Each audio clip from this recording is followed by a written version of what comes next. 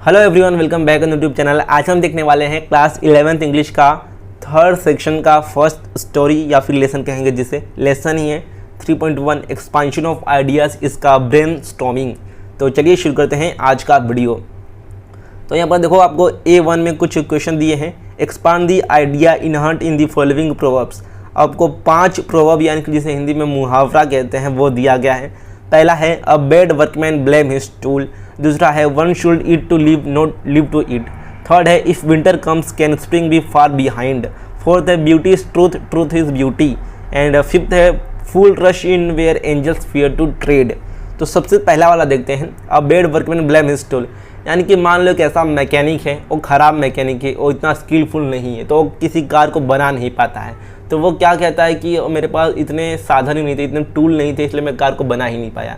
तो इसका मतलब ऐसा है कि देखो, कुछ लोग होते हैं जो कुछ कर नहीं पाते हैं, अपने काम को पूरा नहीं कर पाते हैं, तो फिर वो अपनी नसीब को कोसने लगते हैं, अपनी गलती नहीं मानते हैं कि मैंने इतनी कोशिश ही नहीं की। वो कहते हैं कि मेरी नसीब में ही लिखा था, इसलिए मैं एक सक्सेस नहीं हो पाया, अपने काम को कर नहीं पाया। तो इसका मतलब यही है कि अपनी नसीब को दोष देना, अपनी गलती ना मानना। तो ये इसका आंसर है। आप चाहे तो स्क्रीनशॉट ले सकते हो। आगे देखते हैं, सेकेंड नंबर का है one should eat to live not live to eat. ये कहा था फ्रैंकलिन ने।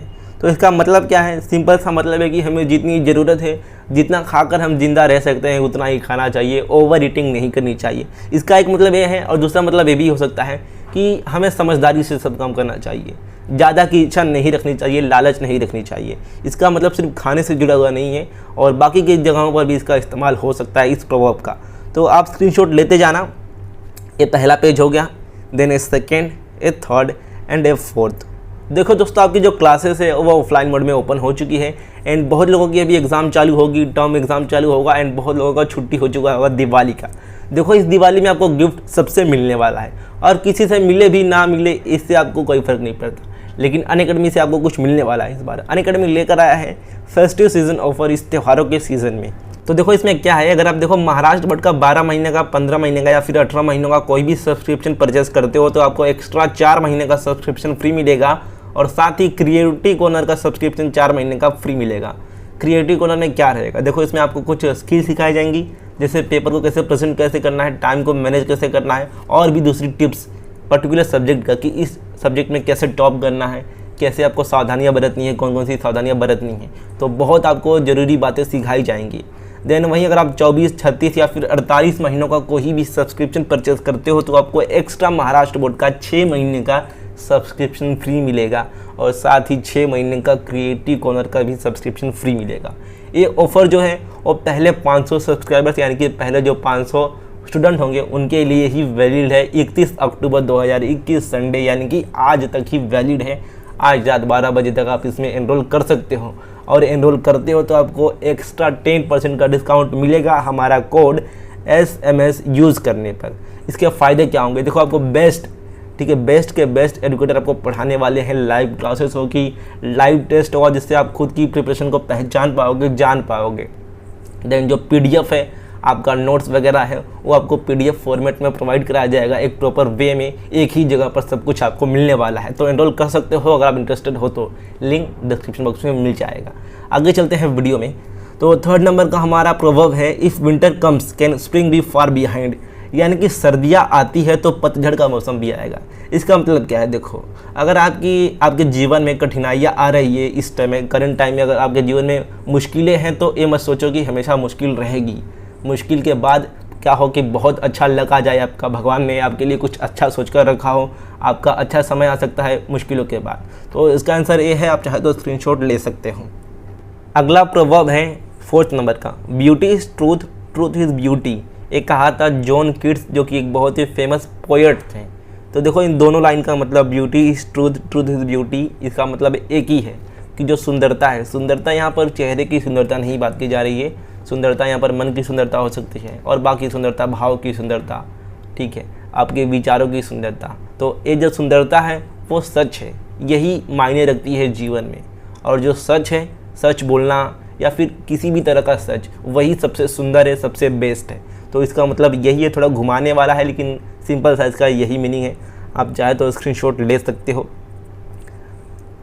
अब है 5वें नंबर का, fools rush in where angels fear to tread, ये कहा था अलेक्जेंडर पोप ने।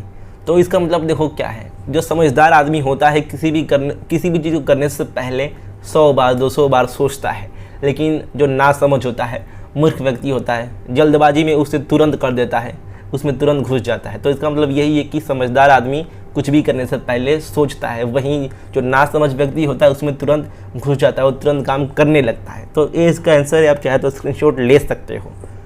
आगे देखो, एक A2 दिया है, complete the tabular column to specify dos and don't associated with expansion of ideas, यानी कि एक्सपांशन ऑफ आइडिया को करते समय क्या करना चाहिए। तो सबसे पहला डूज में देखते हैं बिगिन इम्प्रेसिवली, यानी कि आपको शुरुआती की जो लाइन है वही सबसे अच्छी होनी चाहिए, क्योंकि first impression is last impression. आपकी जो स्टार्टिंग की लाइन है अगर इम्प्रेसिव रहेगी, अच्छी रहेगी, तभी पढ़ने वाला उसे आगे पूरा पढ़ेगा। एंड डोंट में पहला क्या है, do not go of track, यानी कि आपको जो प्रवर्ब दिया है, जो लाइन दिया है, उससे रिलेटेड ही लिखना है, उसके बाहर नहीं जाना है। देन डूज में सेकंड है have unity and clarity of thoughts, यानी कि सबसे पहले आपको पता होना चाहिए कि मुझे लिखना क्या है, इसलिए सबसे पहले एक आउटलाइन तैयार करने का, मुझे ऐसा पता करने का मन में कि मुझे क्या लिखना है। देन डोंट में सेकंड है do not forget to give the symbolic meaning of this statement, तो आपको जो भी स्टेटमेंट रहेगा, यानी कि जैसे मैंने अभी दिखाया आपको कि beauty is truth is beauty, तो सबसे पहले उसका मीनिंग ही लिख दो कि इसका मीनिंग होता क्या है। देन डूस में थर्ड है यूज़ डिस्क्लोजर मार्कर, डोंट में थर्ड है do not forget to include the topic sentence, dos में फोर्थ है use proverb with similar meaning, यानी कि उसके जैसा ही दूसरा प्रोवर्ब यानी कि मुहावरा लिख सकते हो। डोंट में फोर्थ है do not omit a proper conclusion, यानी कि अंत में आपको समरी भी एक टाइप का छोटा सा लिखना होता है कि इस पूरे जो लाइन है आपने लिखी उसका मतलब क्या है। तो ये था आज का वीडियो, आई होप आपको बहुत अच्छा लगा होगा। इस वीडियो को लाइक कर दीजिएगा, दोस्तों के साथ शेयर कीजिएगा। ऐसे ही वीडियोज़ के लिए चैनल को सब्सक्राइब करके बेल आइकन को प्रेस कर लीजिएगा। मिलते हैं अन्य किसी वीडियो में।